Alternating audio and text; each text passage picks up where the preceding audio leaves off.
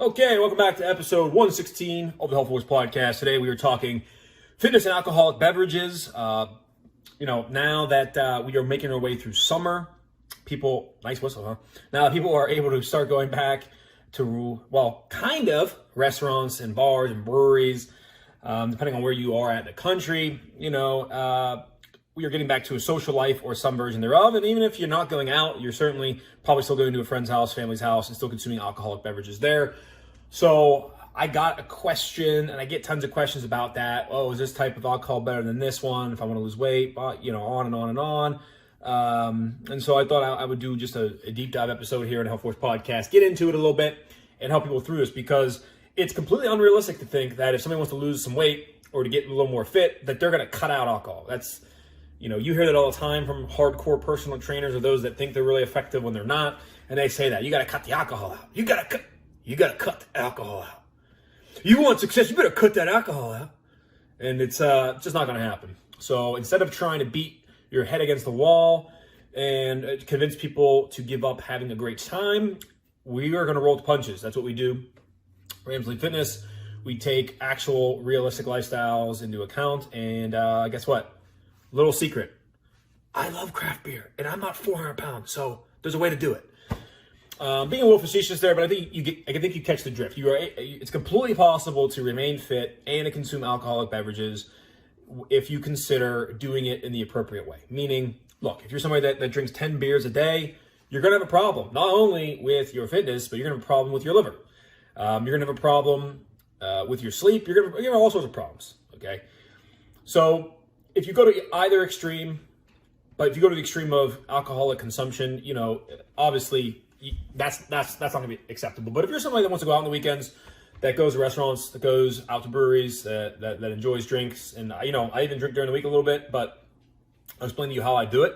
And it's pretty common sense, straightforward, and should not halt your fitness progress. So let's talk about alcoholic beverages and how we are able to continue to sustain fitness progress despite consuming them. Because, again, there's no sense in making a podcast about if it's not practical. If I came on here and said, oh, do you want to know how to make fitness survive alcoholic drinks? Just don't drink alcohol. Stupid. So here we go. Let's start with alcohol and how it's processed in the body. We'll talk a little science. This is from Southgate Medical Center. I hope they're good. It's a medical center. I don't know. But the gist of this will be sufficient enough for our purposes. We were just looking to get a general understanding of what generally happens when you consume alcohol. Because if you actually look on a label, like if you grab a protein bar or whatever, a cracker, a box of Cheez-Its or chips, you have that nutrition bar, nutrition square. I don't want to keep using the same word.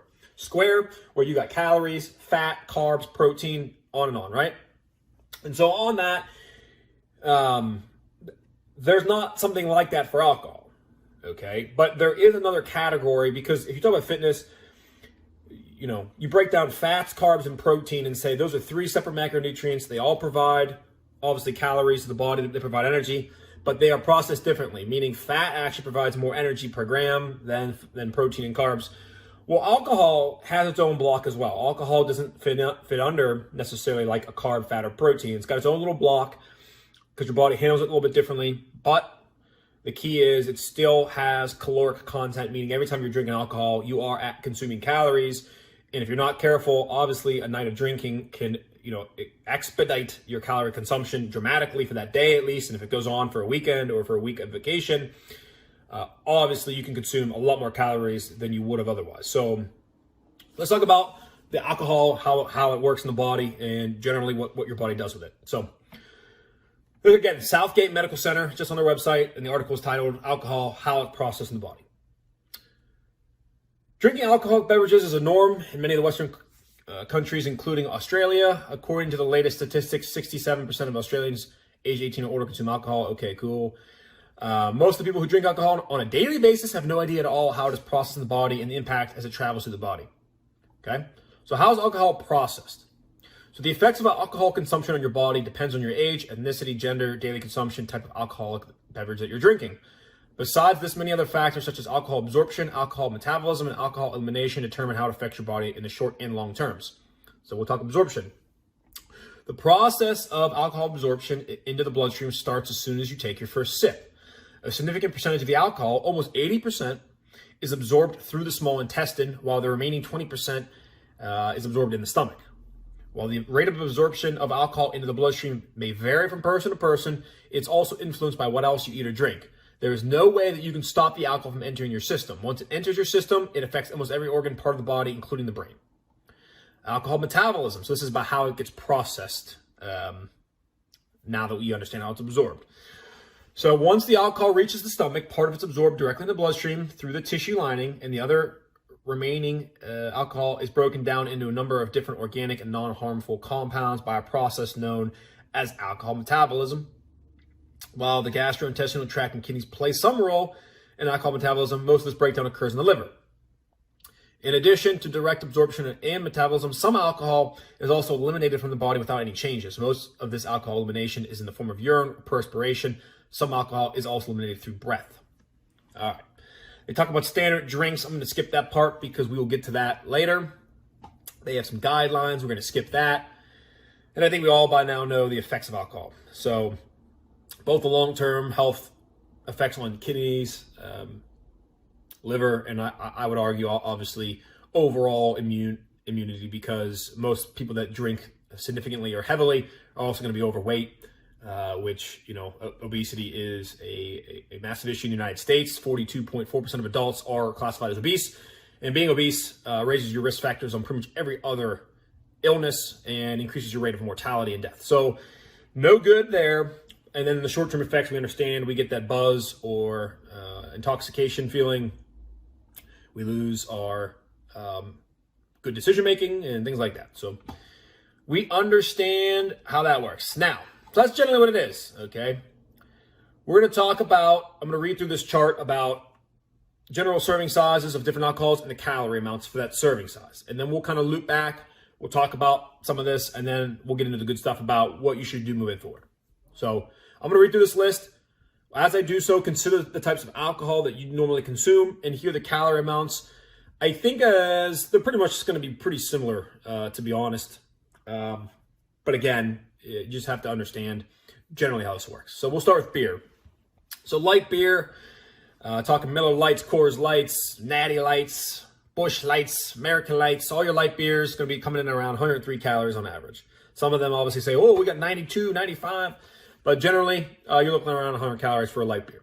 You start to get into some regular beers, regular lagers, some IPAs, some session ales, some pale ales. You start to get into some of that stuff. You're getting closer to 153 calories per 12 ounces. So that's a can. That's a can of beer. And obviously, some of these are also served in 16 ounces. Glasses, if you go to a brewery or a bar, 16-ounce glass. So that would add approximately, would add exactly a third. Yes, add a third more on top. So you're looking at about another 50 calories. So maybe 200 calories for a regular 16-ounce beer. And then you have your higher alcohol craft beers. Again, big stouts, big porters, double IPAs, things that have higher ABV values. So barley wines, things like that. You're looking between a bigger range, but 170 to 350 calories for a 12 ounce. So, again, wide range there, but just understand that the higher alcohol content in the beer, the more calories that come with it. And so obviously some of the big bangers can be really up there for just a 12 ounce pour. Moving on to distilled alcohols. So we're talking gin, rum, vodka, and whiskeys. It does change by proof. The higher the proof, the more calories involved. So gin 80 proof, 97 calories per shot, 1.5 ounces. All these are 1.5 ounce shots. Gin 94 proof, 116. Rum 80 proof, 197. Rum 94 proof, 116. So it's actually half. I think it has to do with the sugar content as well, but I don't know. I could be completely wrong about that. I have no idea. To be honest, I don't really drink spirits and alcohol. I don't drink rum. I don't drink vodka. I don't drink gin on a regular basis. So I'm actually not as familiar with this, but you guys get the gist. Rum 80 proof, 197. Rum 94 proof, 116. Vodka 80 proof, 97. Vodka 94 proof, 116. Whiskey 80 proof, 97. 94 proof whiskey, 116. So pretty similar there. But again, that's just for a shot. That's the difference. A beer, 12 ounces. Okay. A shot is just a 1.5 ounce. Those are the same in terms of calories and typically pretty similar, I think, alcohol content-wise too. So that's the biggest difference there. So obviously, if you're making a drink and you put 3 shots in, it's not 100 calories, it is 300. So keep that in mind. You've got coffee liqueur, creme de menthe, 160 to 186 calories for a shot, 1.5 ounce. Talking mixed drinks, again, this is going to be impossible, but we'll try to go general. Bloody Marys, 120. Cosmopolitans, 146. Daiquiri, 137. Margarita, 168. Mimosa, 75. Now, that's just for the alcohol, I think. I think 75 is just for the alcohol portion. Then if you have a mimosa with orange juice, you got to add in the orange juice. So all these mixed drinks, the way it's written and presented to me here is they are still in ounces of alcohol, meaning it says 4 ounces from the mimosa. So obviously you put in orange juice, you put in Sprite, you put in your additional mixers. If those have calories, you have to count those as well. Mojito, 143. Pina Colada, 526. Rum and Coke, 185. Tequila Sunrise, 232. Vodka Tonic, 189. Wines, a whole list of them, but they range from a 5 ounce pour, which by the way, I don't think that's that much, is it? 5 ounce? Doesn't seem like it much. They seem to be on average about 130 calories for 5 ounces of wine. So that's generally a good enough chart to get the conversation going. Pretty good enough. So as you can tell, most drinks are going to fall between 100 and 200 calories per serving. A serving of beer is 12 ounces. A serving of liquor or a distilled type of alcohol is going to be, again, a 1.5 shot. Okay? If you're having a mixed drink, you got to count the alcohol shot and the mixer. So if you're mixing rum, 1 shot of rum, and a regular Coca-Cola, you've got to count the shot of rum, depending on the proof, 116 or 190 calories, and then your Coke, which again, now you're adding maybe 120, 160 calories of Coke to it as well. So now all of a sudden you end up with something that's 300 calories. You drink 3 of those a night, you're looking at 1,000 calories of consumption, 1,000 calorie consumption there just from the drinks. Then you pair it up with food and away you go. That's how it works. That's how most people sneakily add weight by drinking alcohol. It's not necessarily just the quantity of alcohol, but usually the habits that come with it. And who doesn't like a good pizza when you've had several beers? But you gotta remember, you just drank almost 1,000 calories. Maybe you had 8 or 9 beers of light beer, and now you have pizza. I mean, you're talking about a 2,000 calorie night. That doesn't include what you did during the day. So that is how you end up overweight from drinking. So how can alcohol consumption halt your fitness progress, and why does it happen? Well, the number one way it does that is it's going to just increase your calorie consumption. That's the most important part. Yes, obviously, if you are consuming alcohol in too frequent amounts, you've got long-term health ramifications to consider now in terms of your liver and kidney health, as well as, again, your overall immunity. And that's obviously discouraged in all aspects. Nobody should be drinking in excess. That is definitely a poor life decision and choice. Unfortunately, there are too many that make that decision. But in the short term, in more relevant term to most people hearing this, is your alcohol consumption is going to halt your progress because on the weekends you are going to overconsume calories and you will cancel out the progress you made during the week. So typically what we see for clients is if Monday through Thursday you are really on point with your workouts, your nutrition, your diet, everything's going well. If you weigh in daily, you'll even notice a downward trend during the week, down half a pound, half a pound, half a pound, half a pound. Then Friday, Saturday, Sunday hits, and typically people kind of put the fitness to the back burner. They go out on Friday night. They do stuff on Saturday. They do stuff maybe on Sunday while watching football. And next thing you know, you've got 3 bad days in there with 4 good days. And over the weekend, you gain, 4 pounds. And by Monday, you're back to literally where you were. And if you're lucky, that you're break even. If you're not lucky, you're going to slowly gain weight using that math equation of being pretty good during the week and bad on the weekend. And again, small things add up. So if you're just a little more bad than good, and obviously you're not controlling your calories, those will add up and you will gain 10 pounds like it's nothing. And it'll sneak up on you, through the course of 3 or 4 months. So what is my recommendations on how you can enjoy alcohol without thwarting and overcoming the progress you make for fitness? We don't want to be canceling out the progress, and we sure as hell don't want to be gaining weight and doing things that compromise our fitness level. So what can we do? I got a couple strategies. You're in luck. First is I would urge the consideration of the quantity of your alcoholic beverages. I think it's easier said than done for some people because some drink to literally get intoxicated. I don't know if that's talked about enough in society. I think we kind of like avoid that conversation. It's like, you pretty much only get, like, I think it's a very uncomfortable question to ask somebody if you don't know them. Like, oh, you plan on drinking this weekend for what purpose? Or like to what end? And for somebody to be like, oh, to get there. You're usually going to get two polarized answers. You're going to get somebody that clenches up and really doesn't want to answer it because the answer is like to get drunk and no one to say that, or somebody's going to go super bro and be like, oh, to get fucked up. It's pretty much, I think, the way that's going to go. But that's first and foremost. I would caution the quantity. I typically consume, I would say Monday through Thursday, I may consume 2 to 3 beers.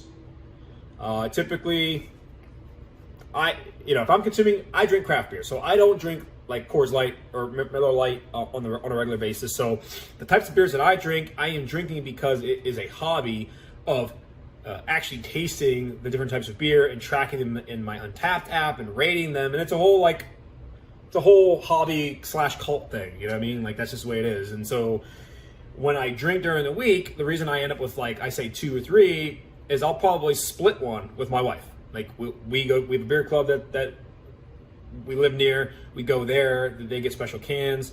We buy one and we'll split the can. So instead of me consuming 150 calories with that beer, it's half. It's a 75. And so I do that maybe once or twice during the week, and I might have a full beer myself, and that's how I get to my 2 for Monday through Thursday. Okay, so I'm consuming, again, if we had to estimate about 225 calories Monday through Thursday from alcohol. Okay, and that's the max it'll ever be. It really, I don't really drink much Monday through Thursday. There's times I don't really drink at all. So that's the max, I would say. Now, Friday, Saturday, Sunday, a little bit different, as I would imagine it would be for most people. So Friday, though, we are still pretty chill, okay? My wife works a normal job, so during the week, she's still working at 4:30 or so. I obviously have business, and, I'm playing poker, and it's not like I'm going crazy at noon on Friday. So I pretty much live a normal work day, Monday through Friday. And then at night, my wife works out. Typically, we'll have a healthy dinner. Now, it might not be what we typically have Monday through Thursday because we do a meal delivery service there. But Friday, we might want to have restaurant food, but we're just not going to get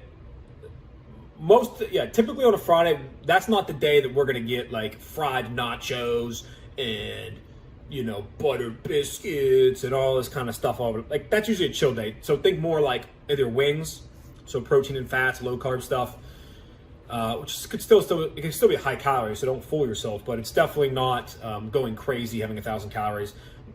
I would also say like buffalo chicken salads, steak salads, things like that, where it's just eating out or getting it pickup or delivery, but it's just not super unhealthy either. So that's Friday, and I'll probably have a beer or two myself. So, my Friday will probably end up being a little more higher on the calorie consumption than Monday through Thursday, but overall still pretty much in line with what I'm doing. If I'm concerned about my calories that day, I'm going to discuss it here in a second about Saturday and Sunday strategy. I may institute a version of the weekend strategy with that. So here's the weekend strategy for me. Saturday and Sunday are the days I'm most likely to drink alcohol and consume more beverages, mainly Saturday. Sunday, again, kind of looks like Friday, where it's going to be like, we get up, we make usually homemade breakfast, go on a hike, take the dog out, be active. We might order dinner, Chinese food, or, sushi, or might even get a pizza or a hoagie or something for Sunday night. But we're pretty much only eating, I would say, like twice a day on Sunday. Breakfast, and then whatever we decide to order for like 4 or 5 o'clock p.m. And again, might have a beer at dinner or two, but that's really it. So it's kind of like, it's subdued. It's pretty much like Friday. Now, Saturday is the day where we typically will have to control and have a strategy, because here's why. It's very likely on Saturday we're getting up and eating breakfast, whether we are making it here at home or we are getting it on the run, or if we have something going on, we got to stop somewhere and get something. But typically we're going to eat breakfast, okay? And I'll go through first just like a general broad overview, and then I'll come back with the strategy for the weekend. So you're probably going to eat in the morning at some point. Then, depending on what you're doing, probably like a snack or lunch. And then you'll go to dinner and get whatever bad food you want to eat. Saturday's the day. If you're fiending for a pizza or fried fish hoagie, fried fish sandwich, Saturday's the day to do it in our household. And maybe the beers ramp up to like 3 to 4. Okay, 3 to 4 craft beers, which obviously is a lot. It could be closer to 600 calories of beer, maybe even higher than that, up to 800 depending on the size. So it's a lot of calories in beverages, and then obviously you have bad food. I'm probably going to be over my calorie consumption for the day. So that's typically how it shakes out. I think most people probably follow a similar strategy, where the weekend's going to be a little less controlled. Go out, enjoy yourself, get some appetizers, go out to get dinner, get drinks. And so here's the strategy to control the weekend, because I guarantee you that's what the problem is. It's not necessarily Monday through Thursday. If you're somebody that has a bad Monday through Thursday, now you're just double downing on the bad stuff. Because if your Monday through Thursday involves pizza, fast food, high calorie foods, alcohol, and it's not controlled or tracked in whatsoever, and so your weekdays kind of look like your weekends, okay, gotta get it overall under wraps, because that's no good. That obviously is a one-way ticket to gain 50 pounds or 100 pounds even in the course of a year or two. So gotta have some semblance of normalcy Monday through Thursday is my begging. Friday and Sunday can be a little more chill and relaxed. Have a beer or two there, and then for Saturday, obviously, is the go crazy day. Now, go crazy isn't absurd. I don't eat 6,000 calories, but I'm not paying attention really to what I'm watching. Now, the strategy. The strategy can also apply to holidays. Think Thanksgiving, Christmas, things where you're going to pig out and gorge on stuff, really enjoy food, not really looking to count calories. You're going to consume alcohol. And the strategy is to intermittent fast for that day. Now. My wife intermittent fasts every single day. It fits her lifestyle, it fits her preferences, and it's just a tool to use. It's not an ideology. It's not something that it's not you have to sign on to, or else you can't be successful. It's just a tool to use. And so all it really is, I know there's articles out there that are all, ooh, did you know that you're gonna burn some? Like, no, just listen. The reason it works is you are reducing. Well, I'll start first by explaining what it is. Essentially, you have 24 hours in a day. You sleep for whatever, 7 or 8 of them. You've got 16 hours awake. Well, the 16 hours you're awake, obviously you can eat at any time, right? Well, you would cut out a chunk of that time and say, no eating. No eating during this time chunk, which then leaves you only a small time window that you're able to eat and consume food. So naturally, you'll consume less food, and thus you don't eat as many calories, and thus you can lose weight, okay? That's how it works. So the way you think about it is if you're awake for 16 hours, you take half of that and say, these 8 hours I'm not eating, in these 8 hours I will eat. So it should be consecutive, or your feeding window can be consecutive. So for instance, my wife Kate does 12 p.m. noon to essentially 8 p.m. at night. All food she's eating is going to fit in there, okay? So she doesn't eat in the morning, and she doesn't eat like straight before bed. So, and again, what does that do? Well, it just makes it easier to not overconsume food. That's it. So you can take that same strategy on your Saturday. If you know you're going out for dinner, drinks, and alcohol, and appetizers, and pizza, consider getting up, drinking water, hydrating, and like really not consuming much food until 12, 1, 2 p.m., or like whatever this event is. And then all of a sudden you go there, you shouldn't just drink alcohol on an empty stomach. So you start eating the appetizers, you start to, maybe you have a small meal before you go out, or maybe around noon. Look, if you plan on going out with friends to watch a sporting event like 3 or 4 o'clock p.m., maybe you skip breakfast if you're up at 8 in the morning, and you eat something small at like 1 o'clock, and then you go out to the event and eat whatever you want and drink what you want. Now, that doesn't guarantee that you're going to fall your calories underneath your goals still, but it sure as hell is a tool that makes it a lot easier and gives you an opportunity to do so. So, yeah, I think that's the biggest mistake I see people make is that they eat breakfast, whatever they want, which typically can be high calorie. They eat lunch normal, again, high calorie if you're getting a hoagie or a sandwich or something, and then they're eating dinner appetizers, desserts, and alcohol. And obviously, if you do that for more than one day, you're just going to halt your progress. So again, think about intermittent fasting. Other strategy you can employ is just calorie counting all the time. So just pull out your app, even on the day you're going out. Most restaurants now and most food places, you can find the food items. So even if it's a local joint, if you're getting a slice of pepperoni pizza, you could find it on an app like MyFitnessPal. You type in pepperoni pizza, how many slices you have, you pick 3 or 4 or 5, whatever you have, and it goes into your app. And you start tracking it. Now, you don't need to make changes right away, but at least gives you the opportunity to reanalyze that later and say, oh my God, I had 4,600 calories yesterday. That's no good. It at least gives you an idea of what's wrong, because I think a lot of people just don't pay attention to it and they're just confused as to why it's not happening for them. And again, I think it gives you another opportunity to be successful. So anyways, I hope you guys found this enlightening. That wraps it up. I mean, pretty much the alcoholic drinks are the same, pretty much between 100 and 200 calories per serving. You just gotta be careful with the shots and the mixers. I think a lot of people that think clear or distilled alcohol is better for you than beer, you gotta be careful how many shots you're adding, because a double shot of Jack is 200 calories. That's more than a craft beer in most cases. And then if you're doing a double shot of Jack and regular Pepsi or regular Coke, go ahead and add yourself another 150 calories. You're having 350 calories per drink. You have 3 of those bad boys. It's just, that's how it happens. That's how it happens. So just consider what you're doing.